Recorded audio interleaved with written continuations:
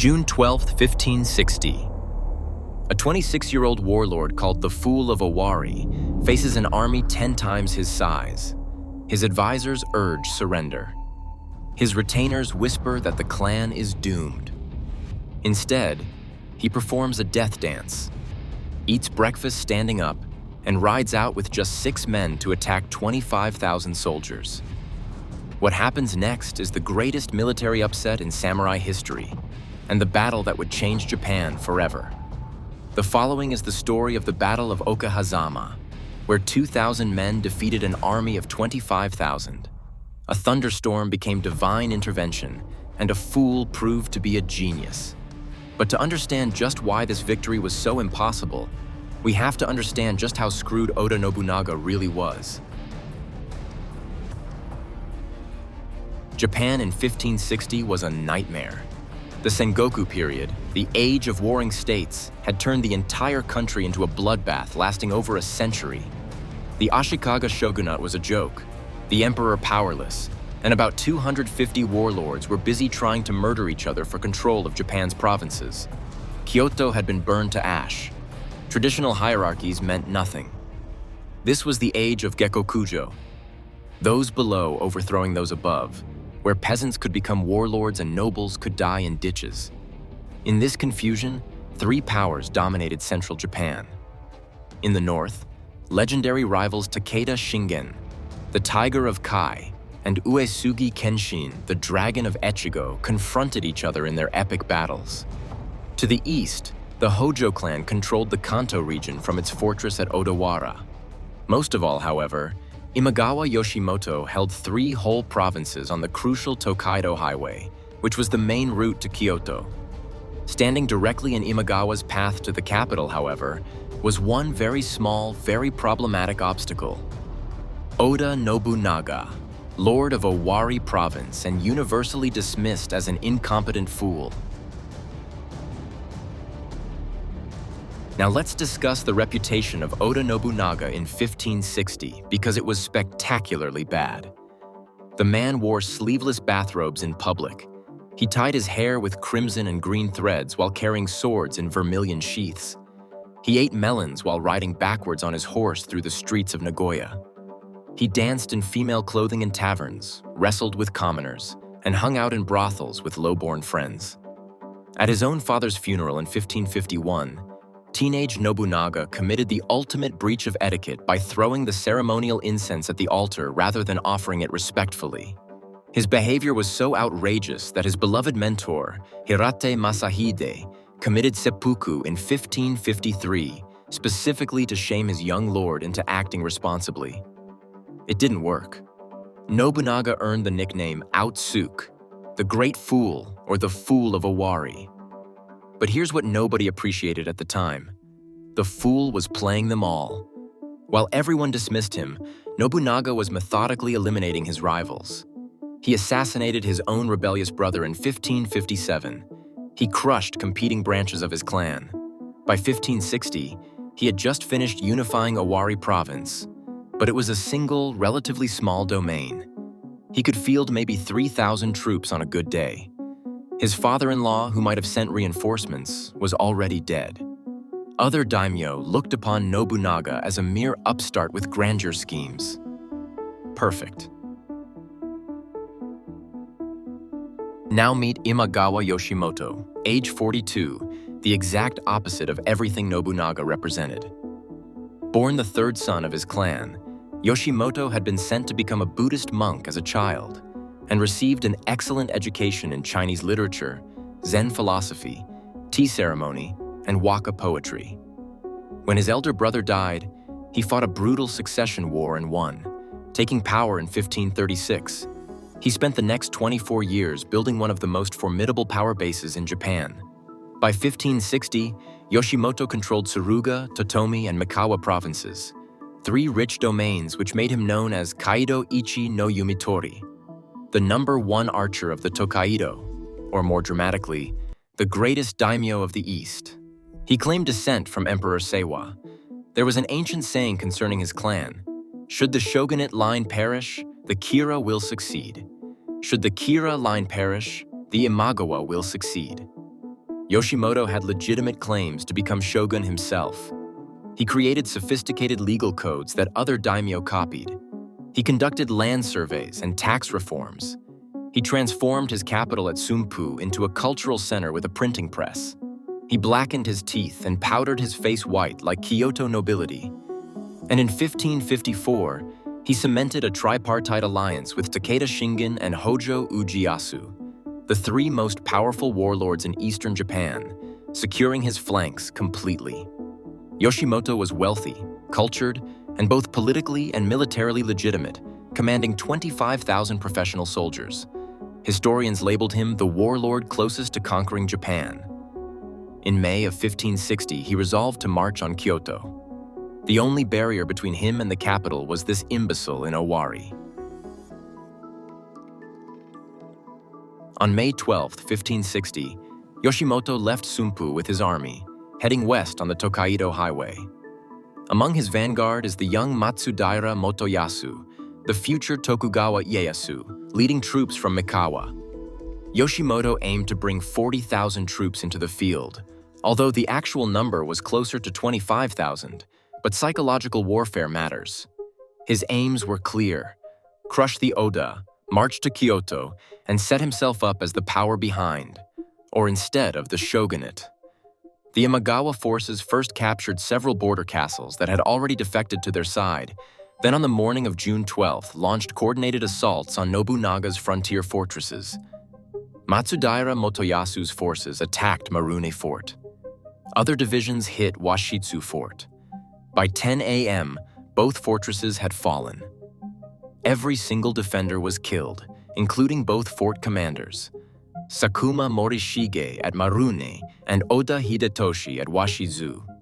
Smoke rose from the burning forts, visible all the way back at Nobunaga's castle at Kiyosu, 12 kilometers away. On the evening of June 11th, Nobunaga convened his retainers at Kiyosu Castle. By all rights, this should have been a war council to plan their desperate defense. Instead, according to chronicles, Nobunaga deliberately engaged in idle chit-chat and social gossip. He revealed nothing about strategy, nothing about his plans. Some advisors openly suggested surrender. Others recommended retreating into Kiyosu Castle for a siege. Nobunaga knew a siege was suicide. Kiyosu could not hold out more than days. He also knew that his position was so precarious that his own retainers might betray him to save themselves. Operational security meant telling them nothing. As the retainers left that evening, they muttered among themselves, "Now the Oda family will be destroyed." But Nobunaga had received two critical pieces of intelligence: the exact timing of the fortress attacks, and more importantly, the location where Yoshimoto would make camp.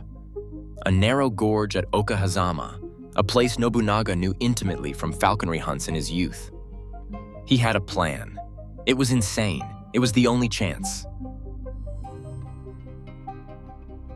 June 12, 1560. The dawn breaks. Nobunaga has received word that the forces of Marune and Washizu are laying siege. The moment is at hand. He rises, summons a servant woman to strike up the hand drum, and begins one of the most famous rituals in all samurai history. Nobunaga dances the Atsumori, a warrior dance from the Kawakamai tradition, reciting verses from a 4th century Buddhist text, Ningen gojunen, geten no uchi okurabureba, yume maboroshi no gotoku nari. Man has but 50 years under heaven. It is nothing compared to the age of this world. Life is but a fleeting dream, an illusion. Is there anything that lasts forever? This is a death poem. Nobunaga is 26 years old. He is preparing his mind for the fact that he will die today. The performance done, he wolfs down a bowl of rice porridge while standing, not even sitting for his last meal, demands his armor, and departs. With 6 cavalrymen. 6. Against 25,000. At 8 a.m., Nobunaga stops at the Atsuta Shrine to pray for victory. Then he rides to the Zenshoji Temple Fortress, where about 3,000 troops are waiting. He orders them to erect massive numbers of flags and banners, a deception to make the enemy believe his main force is stationed there. He orders 300 men to attack the Imagawa vanguard positions as a diversion. The real strike force of 2,000 elite troops moves out with Nobunaga, following a route along the Ogi River and its tributary, taking full advantage of the terrain features to avoid detection by Imagawa scouts. Their destination is Okehazama, where Yoshimoto has made camp in a narrow valley known as Dengaku-hazama. At about 11 a.m., the victorious word reaches Imagawa Yoshimoto. Marune and Washizu have fallen. All defenders of Oda are killed. His path ahead is clear. Yoshimoto sings a song in high spirits. He orders a traditional head viewing ceremony, where he formally inspects the severed heads of the defeated Oda commanders. He performs 3 no songs. Sake flows freely. His troops, many of whom have marched through the hot morning, remove their armor in the sweltering midday heat and begin celebrating what they assume will be an easy campaign. It's an extremely hot day. They're in a narrow, wooded gorge with steep sides. Yoshimoto's 25,000 troops are dispersed, some still at the fallen fortresses, some at vanguard positions on nearby hills, some conducting sorties. At the main camp, Yoshimoto has only about 5,000 personnel, and many are palanquin carriers, cooks, and supply staff. The actual combat-ready soldiers number under 2,000. Yoshimoto sits in his ornate field headquarters, a red tent in the gorge surrounded by his generals. His armor-fine quality, with a distinctive dragon-topped helmet, is probably not fully on in the heat. His teeth are dyed black, his face powdered white in noble fashion. He has every reason to be confident. This is the moment Oda Nobunaga has been waiting for. Nobunaga's 2,000 men arrive at Kamagatani on the opposite side of Yoshimoto's camp, out of view because of a series of hills. It is now about 11:30 a.m. or noon. And then the heavens break. A massive thunderstorm crashes down onto the battlefield. Thunder, torrential rain, and hail. A violent, sudden deluge that contemporary chronicles describe as seeming like divine intervention by the Atsuta deity. The storm does several things at once. The thunder masks the sound of 2,000 men moving through the terrain. The heavy rain provides visual concealment. Most critically, the Imagawa troops, terrified of lightning strikes, remove their helmets and armor and huddle under trees for shelter. The storm lasts perhaps 30 minutes to an hour. With the clouds now beginning to break, Nobunaga orders, "Now is the time. Attack!" Kakare, 2,000 of Oda's warriors pour into the gorge from several directions in a coordinated attack. The terrain that Nobunaga knows from childhood hunts becomes a death trap for the Imagawa. A narrow valley prevents organized defense or retreat. Nobunaga has ordered his men, aim at the palanquin, giving them a clear target since none of them know what Yoshimoto looks like. The fool's gambit pays off. Now put yourself in Yoshimoto's shoes and imagine the scene. You're celebrating victory, probably drunk on sake, armor off because of the heat. A storm has passed. Suddenly you hear shouting. You come out of your tent, thinking it is your own drunk soldiers fighting amongst themselves. You yell at them to stop their drunken revelry and get back to their posts. Then you realize the samurai before you aren't yours. They are the enemy. It's too late. Complete chaos erupts. Imagawa troops flee in all directions, scrambling for weapons and armor they've removed. The narrow gorge becomes a killing ground. With their commander under attack and no way to see or communicate across the hilly terrain, the dispersed Imagawa forces can't coordinate a response. At Narumi Castle, Okabe Motonobu tries to send reinforcements but is blocked by high tide and flooding from the storm. Yoshimoto and his bodyguards flee their camp and attempt to cut their way out. For all his cultivated reputation, the 42-year-old general is no pushover.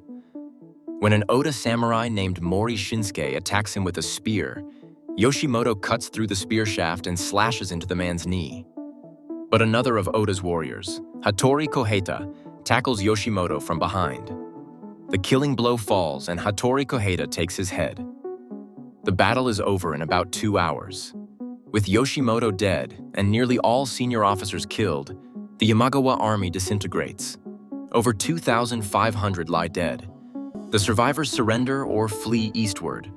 Nobunaga's losses are described as very moderate. Oda Nobunaga, Fool of Owari, has just pulled off the impossible.